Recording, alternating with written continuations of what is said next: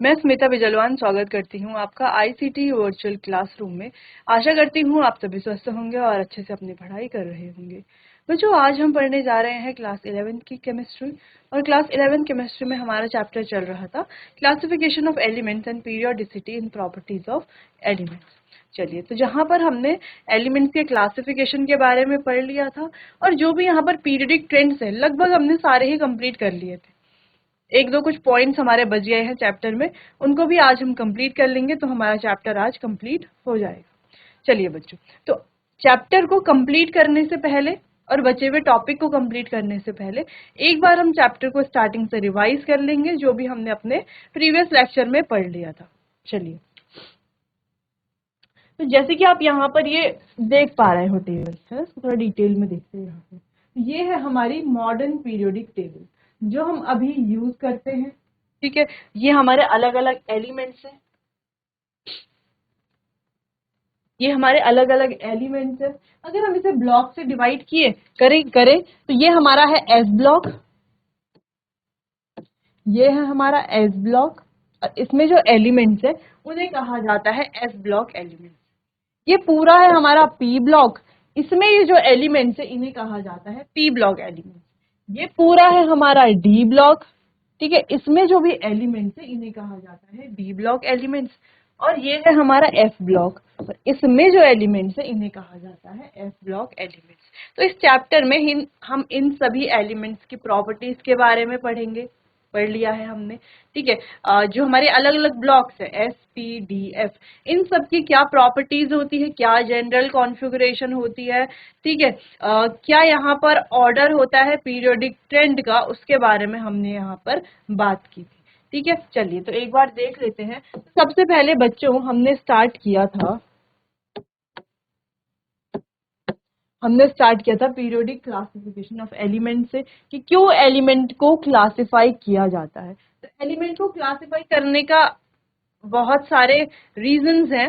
तो कुछ रीजंस ये भी है, देखो, एक तो एलिमेंट्स को क्लासिफाई करने से ये हमारे लिए क्या बन जाता है, एलिमेंट्स की जो स्टडी है वो हमारे लिए इजी बन जाती है, हमारा काफी टाइम भी बच जाता है। दूसरी चीज, जिन एलिमेंट की प्रॉपर्टीज सेम है हम उन्हें एक साथ पढ़ लेते हैं। जैसे अगर हम देखें कुछ अगर हम एलिमेंट्स की बात करें, ठीक है, एलिमेंट्स की बात ना छोड़ करके अगर हम एक नॉर्मल एग्जांपल लेते हैं, जैसे लकड़ी है। ठीक है, तो लकड़ी से कई चीजें बनी हुई हैं, जैसे कि डाइनिंग टेबल है, पलंग है, इसके अलावा कुर्सी है, टेबल है, दरवाजा है, खिड़की है, और भी अनेकों अनेक चीजें लकड़ी से बनी हुई होती हैं। तो क्या हम इन सारी चीजों को अलग अलग करके पढ़ेंगे, इनकी जो प्रॉपर्टीज हैं, जो फीचर्स हैं, जो क्वालिटीज हैं, अगर हम इनको अलग अलग करके पढ़ने बैठेंगे तो इतने सारे एलिमेंट है कि सिर्फ लकड़ी के ही एलिमेंट, लकड़ी के ही जो प्रोडक्ट्स बने हुए उन्हीं को हम पढ़ पाएंगे, इतना उन्हीं को भी पूरा कंप्लीट नहीं पढ़ पाएंगे, उनके बारे में भी पूरा कंप्लीट नहीं पढ़ पाएंगे। ठीक है, इतना समय हमारे पास नहीं है। लेकिन वहीं अगर हम सीधा लकड़ी के बारे में पढ़ें, क्योंकि ये सारे प्रोडक्ट तो लकड़ी से ही बने हुए हैं, लकड़ी की जो क्वालिटीज होंगी, जो विशेषताएं होंगी, वो सभी इन प्रोडक्ट्स की भी होंगी, तो हम सीधा लकड़ी को भी पढ़ लेते हैं और इसमें ही इन सबको पढ़ लेते हैं। तो वैसे ही हम जो एलिमेंट्स हैं इनको क्लासिफाई भी इसीलिए करते हैं ताकि जो एलिमेंट्स एक जैसे हैं, यानी कि जिनकी प्रॉपर्टी सिमिलर है, उनको एक ग्रुप में या एक साथ पढ़ लिया जाए। ठीक है, इससे हम आसानी से इसे स्टडी भी कर सकते हैं, हमारा टाइम भी बच जाता है और अच्छे से हमें समझ भी आता है। ठीक, चलिए तो हमने सबसे पहले देख लिया था कि अलग अलग साइंटिस्ट आए थे, उन्होंने मेटल्स को ये मेटल्स, नॉन मेटल्स, जो भी हमारे एलिमेंट्स है, इनको काफी कई बार इन्होंने क्लासिफाई किया था। अलग अलग साइंटिस्ट ने कैसे कैसे क्लासिफाई किया था ये हमने देख लिया था। एक बार आप यहाँ पर क्विक रिविजन कर लीजिए कि कैसे कैसे इन्होंने, जो हमारे एंटनी लेवियोजर थे, इन्होंने दो पार्ट्स में डिवाइड किया था। कहा था एक हमारे मेटल्स हैं, एक हमारे नॉन मेटल्स हैं। ठीक है, तो ये जो पीरियोडिक टेबल, ये जो क्लासिफिकेशन इन्होंने किया था, इसको आगे नहीं बढ़ाया गया क्योंकि यहाँ पर मेटलॉइड्स का कोई प्लेस था ही नहीं, मेटलॉइड्स के बारे में इन्होंने बात ही नहीं की। ठीक, फिर आए थे हमारे वोल्फगैंग डोबरिनियर। अब ये लाए थे अपना ट्रायड्स। ठीक है, इनका जो ये मेथड था ट्रायड्स वाला कि तीन जो हमारे एलिमेंट्स हैं उनका जब हम सम करते हैं, एवरेज एटॉमिक मास निकालते हैं, तो वो जो बीच वाला मिडल वाला होता है एटॉमिक मास, उसके बराबर होता है।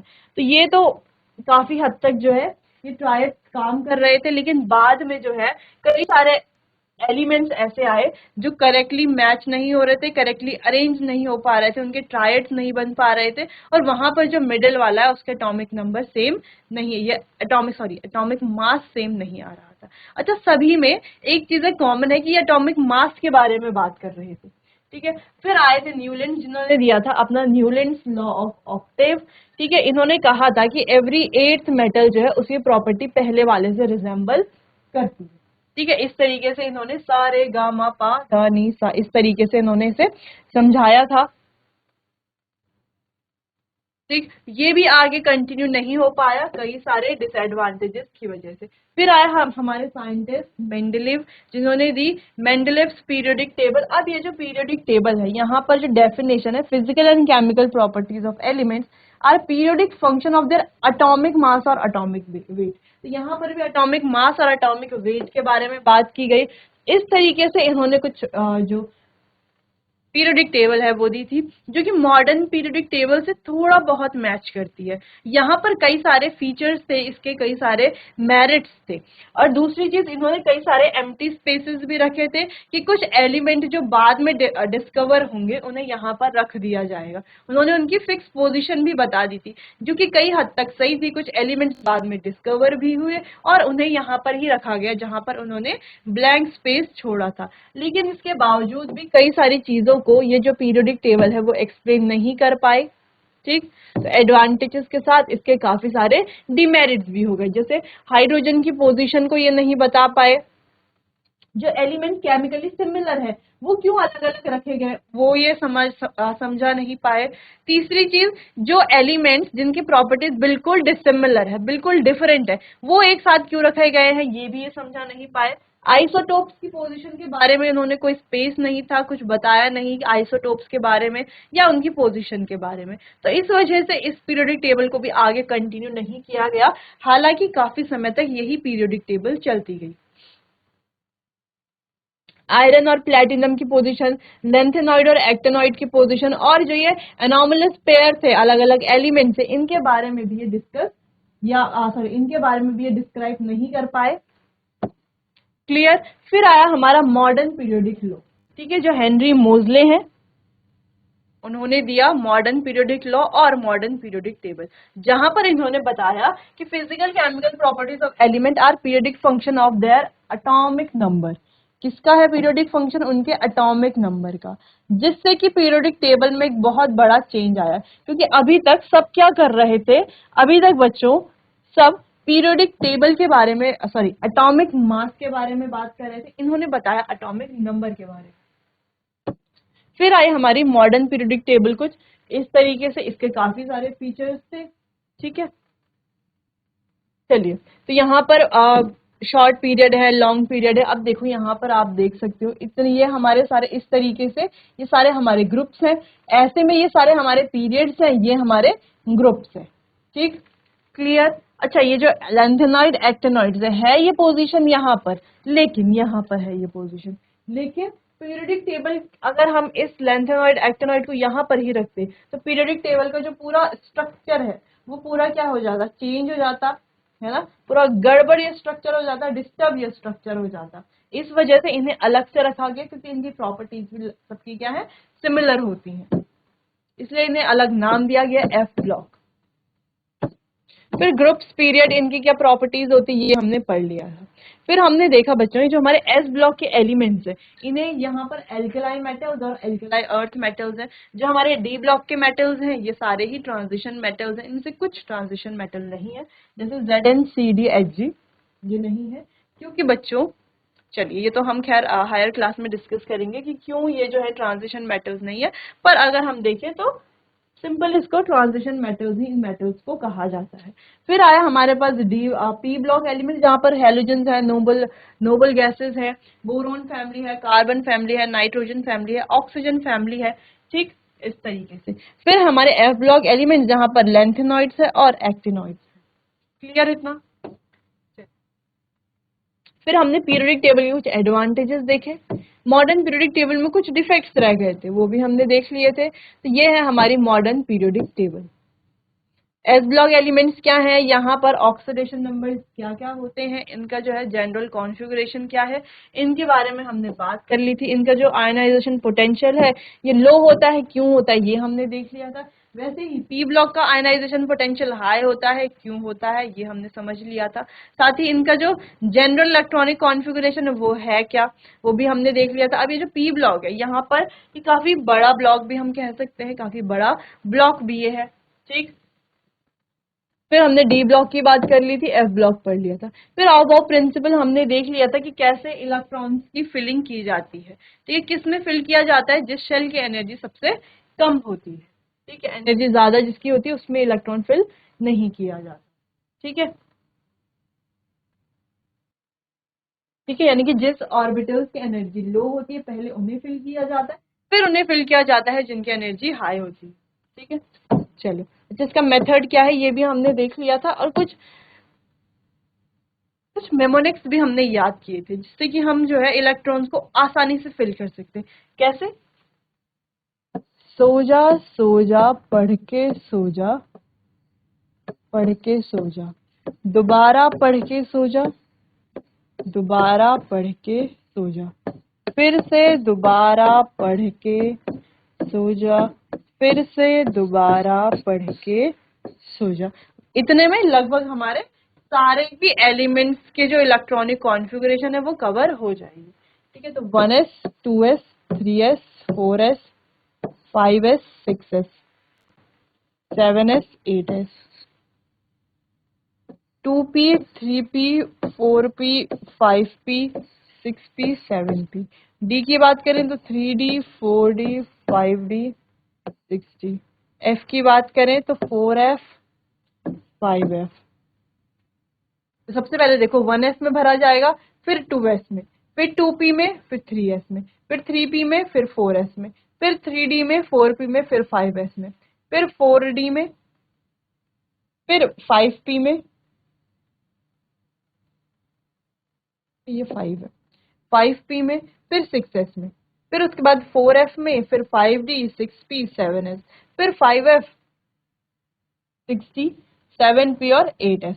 इस तरीके से इलेक्ट्रॉन फिल किए जाते हैं, इस तरीके से इलेक्ट्रॉन को हम फिल करते हैं। सबसे पहले 1s में इलेक्ट्रॉन, अच्छा s में केवल 2 ही इलेक्ट्रॉन फिल किए जा सकते हैं, p में टोटल 6 इलेक्ट्रॉन फिल किए जा सकते हैं, d में 10 इलेक्ट्रॉन फिल किए जा सकते हैं, और f में 14 इलेक्ट्रॉन फिल किए जा सकते हैं। क्लियर इतना, चलो तो हमने ये याद कर लिया था, सो जा यानी कि एस एस, पढ़ के सो जा, पढ़ के सो जा, पी एस पी एस। ठीक है, दोबारा पढ़ के सो जा, डीपीएस, फिर दोबारा पढ़ के सो जा, डबल डबल बार। ठीक है, डीपीएस डीपीएस, फिर से दोबारा पढ़ के सो जा, एफ डीपीएस, फिर से दोबारा पढ़ के सो जा, एफ डीपीएस। ठीक है, तो S S P S DPS 2 बार, फिर एफ डीपीएस भी 2 बार। इस तरीके से हम इसे याद हमने कर लिया। ठीक है, मेमोनिक्स बना करके कि कैसे कैसे हमें जो है यहाँ पर इलेक्ट्रॉनिक कॉन्फ़िगरेशन कैसे कैसे लिखना है। तो इसकी मदद से हम चाहें तो कोई सा भी इलेक्ट्रॉनिक कॉन्फ़िगरेशन लिख सकते हैं। मान लेते हैं कोई एटम है जिसका जिसका एटॉमिक नंबर है 14, या मान लो 15 है। ठीक है, या मान लो 11 है एटॉमिक नंबर, चलो एटॉमिक नंबर कुछ भी है, ठीक है 11 है, तो आप आसानी से फिल कर सकते हो। कैसे, सो जा, पढ़ के सो जा, पढ़ के सो जा। अब आपको देखना है इलेक्ट्रॉन फिल करने, 1s में 2 इलेक्ट्रॉन फिल कर दिए, 2s में भी 2 इलेक्ट्रॉन, 2p में 6 इलेक्ट्रॉन, 3s में 1 इलेक्ट्रॉन, हो गया complete 11 electron. 1s 2s 2p 3s, 2 और 2 4 और 6 10 और 1 11। तो इसकी जरूरत नहीं पड़ी, यहाँ तक कि हमने इलेक्ट्रॉन को फिल कर दिया। वहीं किसी का एटॉमिक नंबर हो सकता था कितना हो, 21 हो, तो 1s 2s 2p 3s 3p, सो जा पढ़ के सो जा, पढ़ के सो जा, दोबारा पढ़ के सो जा। तो 1s to 2s to 2p 6 3s to 3p 6 4s to, कितने हो गए इलेक्ट्रॉन, 6 7 8 9 10 11 12 13 14 15 16 17 18 19 20 और 121। ठीक है, 1 इलेक्ट्रॉन यहाँ पर आ गया। ये हमने इलेक्ट्रॉन फिल कर दिया 21 जिसका एटॉमिक नंबर। 21 होता है बच्चों स्कैंडियम का, Sc। स्कैंडियम का एटॉमिक नंबर है 21। और यहाँ पर इसकी अगर हम इलेक्ट्रॉनिक कॉन्फ़िगरेशन लिखते हैं तो होती है 3d14s2। ठीक है, 3d14s2 इस तरीके से। तो सेम देखो हमने वही इलेक्ट्रॉनिक कॉन्फ़िगरेशन यहाँ पर लिखी है, जो कि यहाँ पर 3d14s2 है, तो यहाँ पर भी 3d14s2 यहाँ पर भी तो है सेम। ठीक है, क्लियर है। तो हम इस फॉर्मूला कहें या जो भी हमने ये एक ट्रिक ढूंढी है, इस ट्रिक से कोई भी हम आसानी से इलेक्ट्रॉनिक कॉन्फ़िगरेशन लिख सकते हैं। ठीक है, बिना इसे याद किए हुए। वरना हमें क्या करना पड़ता, ये पूरा समझना पड़ता। जब भी हमें इलेक्ट्रॉनिक कॉन्फ़िगरेशन लिखनी पड़ती तो हमें ये बनाना पड़ता, फिर एनर्जी लेवल, इसे क्या करते हैं एनर्जी लेवल डायग्राम कहते हैं। तो ये एनर्जी लेवल डायग्राम हमें बनाना पड़ता हर बार। क्लियर है इतना? चलो, इतना समझ में आ गया था। तो कैसे इलेक्ट्रॉन की फिलिंग की जाएगी, जैसे क्लोरीन का एटॉमिक नंबर है, कैसे हमने क्लोरीन का लिखा एटॉमिक नंबर, सो जा पढ़ के सो जा पढ़ के सो जा। ठीक है, इस तरीके से अब फिर इलेक्ट्रॉन को फिल कर लेंगे। ठीक, अब ध्यान रखना है एस को हम काउंटिंग जब करेंगे तो 1 से करेंगे, 1s 2s 3s 4s 5s। अगर हम पी की काउंटिंग करते हैं तो 2 से स्टार्ट करेंगे, 2p 3p 4p। अगर हम डी की करते हैं तो 3 से करेंगे, 3d 4d 5d। और अगर हम एफ की करते हैं तो 4 से करेंगे, 4f 5f 6f। ठीक है, इस तरीके से। चलिए, तो कुछ क्वेश्चंस भी थे जो हमने सॉल्व कर लिए थे। पीरियोडिसिटी क्या है, आइसोइलेक्ट्रॉनिक, अच्छा आइसोइलेक्ट्रॉनिक स्पीसीज के बारे में बात की थी, जहां पर नंबर ऑफ इलेक्ट्रॉन्स क्या हो, सेम हो। ठीक है, जैसे हम बात करें S2 नेगेटिव और क्लोरीन नेगेटिव, तो यहाँ पर नंबर ऑफ इलेक्ट्रॉन्स क्या होंगे, सेम होंगे। K positive ion are also isoelectronic species because each has 18 electron and have different nuclear charges. तो यहाँ पर जहाँ पर नंबर ऑफ इलेक्ट्रॉन्स क्या हो, सब में सेम हो, अलग अलग एलिमेंट हो लेकिन नंबर ऑफ इलेक्ट्रॉन सेम हो। क्लियर इतना? चलिए, फिर हम पीरियोडिक प्रॉपर्टीज के बारे में बात कर रहे थे, और यहाँ पर एक और मेन इंपॉर्टेंट पीरियोडिक प्रॉपर्टी जो कि है ZF, यानी कि इफेक्टिव न्यूक्लियर चार्ज।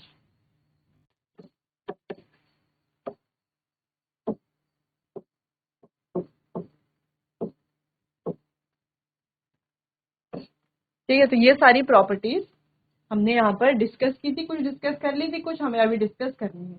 चलिए, पहले से एक बार देखिए बच्चों। चलिए, तो ये करके इन पीरियोडिक ट्रेंड्स को भी रिवाइज कर लेते हैं। सबसे पहले एटॉमिक साइज। अब एटॉमिक साइज डिपेंड करता है जेड इफेक्टिव पर। कैसे डिपेंड करेगा, देखो अगर जेड इफेक्टिव ज्यादा है ना, यानी कि जो हमारा न्यूक्लियस है उसका जो पॉजिटिव पावर है वो ज्यादा है, तो वो इलेक्ट्रॉन्स को अपनी तरफ अट्रैक्ट करेगा। ठीक है, तो शील्डिंग अच्छी अगर नहीं हो पाती है, शील्डिंग अगर अच्छी नहीं है, तो वो बाहर वाले जो इलेक्ट्रॉन है या आउटर वाला जो इलेक्ट्रॉन है वो भी न्यूक्लियस की तरफ अट्रैक्ट होगा अगर जेड इफेक्टिव ज्यादा है तो हम बात करें, और शील्डिंग इफेक्ट कम है।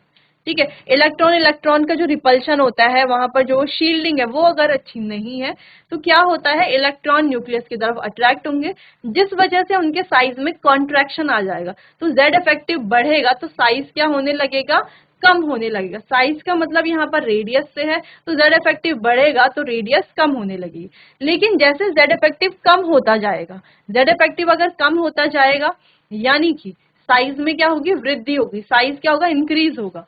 ठीक है, चलिए, तो हमारे पास अलग अलग तरह की रेडियस है, आयनिक, कोवलेंट, वंडरवॉल, मेटेलिक। तो ये कौन सी रेडियस किसके लिए डिफाइन है, ये हमने बात कर ली थी। ठीक है, कौन सी सबसे ज्यादा बड़ी रेडियस मानी जाती है, वो होती है हमारी वंडरवॉल रेडियस। ठीक है, क्लियर?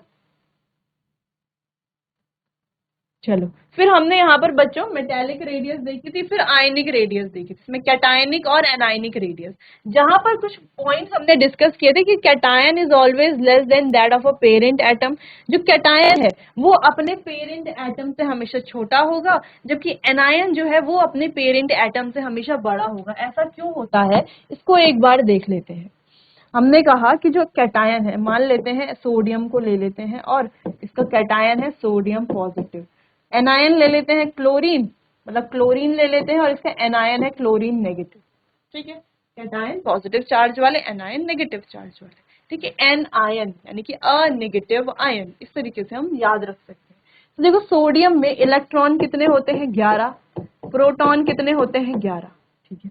वैसे ही सोडियम पॉजिटिव में इलेक्ट्रॉन और प्रोटॉन, देखो प्रोटॉन तो 11 ही होते हैं लेकिन इलेक्ट्रॉन यानी कि एक पॉजिटिव चार्ज है, यानी कि एक इलेक्ट्रॉन इसने किसी को डोनेट कर दिया। सोडियम के पास पहले 11 इलेक्ट्रॉन थे, एक उसने किसी को डोनेट कर दिया, तो कितने हो गए अब 10 हो गए। तो यहाँ पर क्या है, इलेक्ट्रॉन में दोनों में डिफरेंस है। यहाँ पर 11 प्रोटॉन 11 इलेक्ट्रॉन को अपनी तरफ अट्रैक्ट करना चाहेंगे, यहाँ पर 11 प्रोटॉन 10 इलेक्ट्रॉन को अट्रैक्ट करना चाहेंगे, यानी कि इलेक्ट्रॉन कम हुए तो ये पॉजिटिव चार्ज बढ़ गया, ठीक है, इलेक्ट्रॉन कम हो गए हैं, पॉजिटिव चार्ज बढ़ गया है। और अभी हमने डिस्कस किया था कि पॉजिटिव चार्ज बढ़ने से क्या होगा, पॉजिटिव चार्ज बढ़ने से इलेक्ट्रॉन्स न्यूक्लियस की तरफ अट्रैक्ट होंगे और उनके साइज में कॉन्ट्रैक्शन आएगा। तो एक्चुअल अगर सोडियम ऐसा था तो जो सोडियम पॉजिटिव है वो उससे थोड़ा छोटा होगा, काफी ज्यादा डिफरेंस तो यहाँ पर हम नहीं कहेंगे लेकिन फिर भी छोटा होगा, ठीक है। वैसे क्लोरीन की बात करें तो यहाँ पर प्रोटॉन है 17 और इलेक्ट्रॉन भी है 17।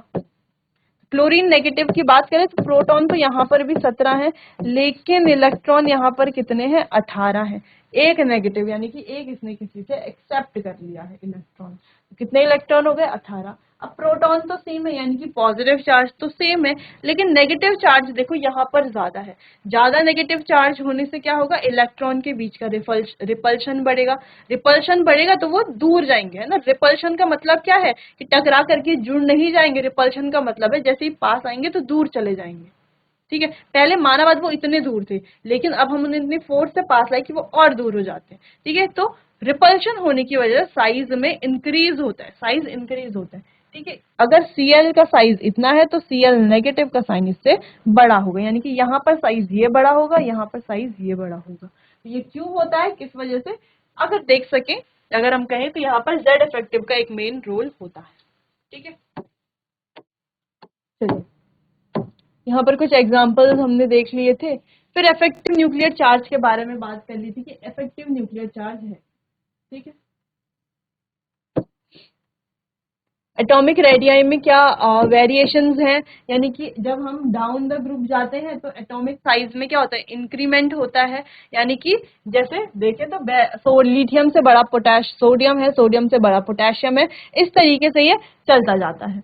लेकिन अगर हम लेफ्ट टू राइट देखें, लेफ्ट टू राइट देखने से क्या दिखता है, देखो जब हम लेफ्ट टू राइट जाते हैं तो जेड इफेक्टिव बढ़ता है, जेड इफेक्टिव के बढ़ने से साइज क्या होता है, कम होता है। लेफ्ट टू राइट जाने में साइज कम होता है लेकिन सिर्फ 18th वाले ग्रुप को छोड़ करके, जो हमारा हीलियम नियॉन आर्गन क्रिप्टॉन वाला ग्रुप है, क्योंकि वो क्या है बच्चों, वो हमारी नोबल गैसेज है, उनके बीच में होती है वंडर वॉल रेडियस, तो उस वजह से उनका साइज बड़ा होता है, ठीक है। नेक्स्ट कुछ क्वेश्चंस हमने कर लिए थे सॉल्व। फिर आयनाइजेशन एनर्जी के बारे में बात की थी, यानी कि किसी ऑर्बिट से या हम कहें किसी एटम से इलेक्ट्रॉन रिमूव करना, उसके लिए जो एनर्जी चाहिए उसे आयनाइजेशन एनर्जी कहा जाता है, ठीक है। अभी आयनाइजेशन एनर्जी क्या है, सक्सेसिव आयनाइजेशन एनर्जी क्या है, ये हमने बात कर ली थी। कौन कौन से फैक्टर है जो आयनाइजेशन एनर्जी को अफेक्ट करते हैं ये भी हमने देख लिया था। चलिए, तो इलेक्ट्रॉन एफिनिटी, जैसे अभी हमने इलेक्ट्रॉन रिमूव करने की बात की थी, वैसे ही जब इलेक्ट्रॉन ऐड करना पड़ता है तो उसके लिए भी हमें एनर्जी देनी पड़ती है, उसे कहा जाता है इलेक्ट्रॉन एफिनिटी, ठीक। अच्छा, electron enthalpy, sorry ionisation enthalpy जो हमने पढ़ा बच्चों, वो किसके साथ होता है, वो किस में किया जाता है, गैस आइसोलेटेड गैसियस एटम में। अगर आइसोलेटेड गैसियस एटम नहीं है तो हम उसको सब्लिमेशन एनर्जी दे करके आइसोलेटेड गैसियस एटम बनाते हैं, क्लियर। चलो, अच्छा इसके क्या क्या फैक्टर्स हैं ये हमने देख लिया था। इलेक्ट्रोनेगेटिविटी, अब लास्ट लेक्चर में इलेक्ट्रोनेगेटिविटी के बारे में भी हमने बात कर ली थी, एक बार आप देखिए इसे बच्चों। चलिए, तो इलेक्ट्रोनेगेटिविटी भी हमने देख ली थी कि इलेक्ट्रोनेगेटिविटी क्या है, कौन से हमारे इलेक्ट्रोनेगेटिव एलिमेंट्स होते हैं, ठीक। चलिए, फिर शील्डिंग इफेक्ट यहाँ पर क्या होता है, शील्डिंग इफेक्ट का क्या फायदा होता है, ये शील्डिंग इफेक्ट, ठीक है, देख लिया था हमने। तो यहाँ पर ये कुछ ऑर्डर है, इलेक्ट्रॉन एफिनिटी का, एटॉमिक रेडियस का, ठीक है, टॉप जब हम टॉप टू बॉटम आते हैं तो क्या इसका ऑर्डर होता है, जब हम लेफ्ट टू राइट जाते हैं तो क्या ऑर्डर होता है, ये सारा यहाँ पर इस ग्राफ के द्वारा या हम कहें इस इमेज के द्वारा समझाया गया है। तो देखो इलेक्ट्रॉन एफिनिटी इधर को इंक्रीज हो रही, जबकि नीचे की तरफ इलेक्ट्रॉनिक एटॉमिक रेडियस इंक्रीज हो रही है, इलेक्ट्रोनेगेटिविटी ऊपर की तरफ इंक्रीज हो रही है, और आयनाइजेशन एनर्जी भी ऊपर की तरफ इंक्रीज हो रही है। एटॉमिक रेडियस राइट से लेफ्ट की तरफ जा रही है, जबकि इलेक्ट्रॉन एफिनिटी लेफ्ट से राइट की तरफ जा रही है। इलेक्ट्रोनेगेटिविटी भी लेफ्ट टू राइट जाएगी और आयनाइजेशन एनर्जी भी लेफ्ट टू राइट जाएगी, और जेड इफेक्टिव भी लेफ्ट टू राइट जाता है बच्चों। ठीक है, अगर हम जेड इफेक्टिव की बात करें, जेड इफेक्टिव की बात करें तो ये भी लेफ्ट टू राइट की तरफ इंक्रीज होता है। क्लियर इतना? तो ये आप बना सकते हैं। देखो अभी तक हमने जो भी पढ़ा उसको हमने एक इमेज में पूरा डाल दिया है। ठीक है, तो इतना आप अगर नोट कर लेंगे, या आप सिंपल सा पीरियोडिक टेबल रफली बना करके ये जो एरोज हैं इस हिसाब से आप दिखाइए इस पर, तो आसानी से एग्जाम के टाइम में आप रिव्यू मतलब आसानी से आप देख पाओगे। ठीक है, एक क्विक नोट्स बन जाएंगे। चलिए नेक्स्ट, डायगोनल रिलेशनशिप क्या है? डायगोनल रिलेशनशिप यानी कि बच्चों ये जो डायगोनल में मेटल्स हैं इनके साथ, ठीक है, मेटल्स कहें या नॉन मेटल्स जो भी हैं, तो ये जो एलिमेंट है इसके डायगोनल में जो एलिमेंट है, इसका मतलब क्या है कि डायगोनल रिलेशनशिप का मतलब क्या है कि ये सिमिलर प्रॉपर्टी शो करते हैं। देखो ये इसके साथ तो प्रॉपर्टी शो कर ही रहा है, लेकिन इसके साथ ज्यादा सिमिलर प्रॉपर्टीज शो कर रहा है, तो ये डायगोनल रिलेशनशिप भी शो करते हैं अगर हम मेन ग्रुप में देखते हैं। यहाँ पर कुछ पॉइंट्स हमें रीड करने हैं। A diagonal relationship is said to exist between certain pairs of diagonally adjacent elements in the second and third period. तो सेकेंड और थर्ड पीरियड में ही ये है सिर्फ, ठीक है, जो डायगोनली एडजेसेंट कुछ एलिमेंट्स है उनके बीच में। द पेयर जैसे कि लिथियम है और मैग्नीशियम है, बेरिलियम है और एल्यूमिनियम है, इसके अलावा बोरोन है और सिलिकॉन है, कार्बन है और फॉस्फोर एग्जिबिट सिमिलर प्रॉपर्टीज। तो इनकी प्रॉपर्टीज सेम होती है, जैसे कि बोरोन और सिलिकॉन दोनों ही सेमीकंडक्टर है, हैलाइड बनाते हैं, that are hydrolysed in water and have acidic oxide, और क्या बनाते हैं, एसिडिक ऑक्साइड बनती है जिससे। ठीक है, तो ये क्या है, इनकी प्रॉपर्टीज सिमिलर प्रॉपर्टीज की वजह से यहाँ पर डायगोनल रिलेशनशिप के बारे में हम पढ़ते हैं। तो ये एक छोटा सा टॉपिक है। क्लियर? नेक्स्ट है मेटालिक प्रॉपर्टी। अब ये हमें देखना है, फिर हमारा चैप्टर यहाँ पर कंप्लीट बच्चों। In a period the metallic property of a element decreases from left to right. तो जब हम लेफ्ट से राइट की तरफ जाते हैं, जब हम लेफ्ट से राइट की तरफ जाते हैं तो मेटालिक प्रॉपर्टी जो होती है वो डिक्रीज होती है। ठीक है, जैसे कि हम थर्ड पीरियड में देख पा रहे हैं, तो लेफ्ट से राइट की तरफ जा रहे हैं तो मेटल्स, नॉन मेटल्स, और इधर की तरफ क्या हमारे, इधर मेटल्स हैं, इधर हमारे नॉन मेटल्स हैं। तो मेटेलिक प्रॉपर्टी डिक्रीज होगी। जैसे हम एस ब्लॉक में देखें तो उसमें हमारे एल्कलाई मेटल्स हैं, एल्कलाई अर्थ मेटल्स हैं। ठीक है, डी में अगर हम देखें, डी में तो हमारे सारे ही ट्रांजिशन मेटल्स हैं, और लास्ट पी में अगर हम देखें तो कुछ मेटलॉइड्स हैं, कुछ नॉन मेटल्स हैं, कुछ हमारी नोबल गैसेस हैं। तो सारे ही क्या है, मतलब नॉन मेटालिक कैरेक्टर के हैं। तो इसीलिए हम कह सकते हैं कि जब हम लेफ्ट से राइट की तरफ जाते हैं तो मेटेलिक प्रॉपर्टी डिक्रीज होती है, कम होती है। ठीक है, in a group the metallic property of element increases from top to bottom. लेकिन जब हम ग्रुप में टॉप टू बॉटम जाते हैं तो मेटेलिक प्रॉपर्टी इंक्रीज होती है। ठीक है, जैसे कार्बन, सिलिकॉन, जर्मेनियम, ठीक है, एसएन, लेड, टिन, लेड, ये सारे क्या है हमारे, ये तो नॉन मेटल है, ये मेटलॉइड है, ये मेटलॉइड है, बाकी के दो क्या है हमारे मेटल्स हैं। तो जब हम टॉप टू बॉटम जा रहे हैं तो मेटेलिक कैरेक्टर इंक्रीज, या हम कह सकते हैं कि जब हम लेफ्ट टू राइट जा रहे हैं तो मेटेलिक प्रॉपर्टी डिक्रीज हो रही है, और जब हम टॉप टू बॉटम जा रहे हैं तो मेटालिक प्रॉपर्टी या मेटालिक कैरेक्टर इंक्रीज हो रहा है। ठीक, क्लियर? चलिए, तो एटॉमिक रेडियस में भी कुछ ऐसा ऐसा हो रहा था। जब हम एटॉमिक रेडियस देख रहे थे, जो हम लेफ्ट से राइट की तरफ जा रहे थे, तो एटॉमिक रेडियस भी डिक्रीज हो रही थी, और जब हम टॉप टू बॉटम जा रहे थे एटॉमिक रेडियस भी इंक्रीज हो रही थी। क्लियर इतना? चलिए बच्चों, तो यहाँ पर हमारा चैप्टर होता है कंप्लीट। हमने क्लासिफिकेशन के बारे में पढ़ लिया कि कौन कौन से साइंटिस्ट आए, क्या हिस्ट्री थी, कैसे कैसे जो है हमारी मॉडर्न पीरियोडिक टेबल बनी, कैसे कैसे मॉडर्न पीरियोडिक लॉ आया, ये हमने पूरा डिस्कस किया। साथ ही यहाँ पर पीरियोडिक ट्रेंड्स क्या है, चाहे वो इफेक्टिव न्यूक्लियर चार्ज में हो या जेड इफेक्टिव जिसे हम कहते हैं, चाहे वो एटॉमिक रेडियस हो, आयनाइजेशन एंथैल्पी हो, इलेक्ट्रॉन एफिनिटी हो, इलेक्ट्रोनेगेटिविटी हो या मेटेलिक प्रॉपर्टी हो। तो इन सभी प्रॉपर्टीज के ट्रेंड्स क्या होंगे, top to bottom, left to right, ये हमने अच्छे से देख लिया है। और कहीं पर अगर कोई हमारे पास जैसे एक्सेप्शनल केसेस थे वो भी हमने यहाँ चैप्टर में देख लिए हैं। तो बच्चों यहाँ पर हमारा चैप्टर कंप्लीट होता है। तो आज के लिए बस इतना ही, मिलते हैं अपने आने वाले अगले सेशन में। तब तक के लिए आपका बहुत बहुत धन्यवाद।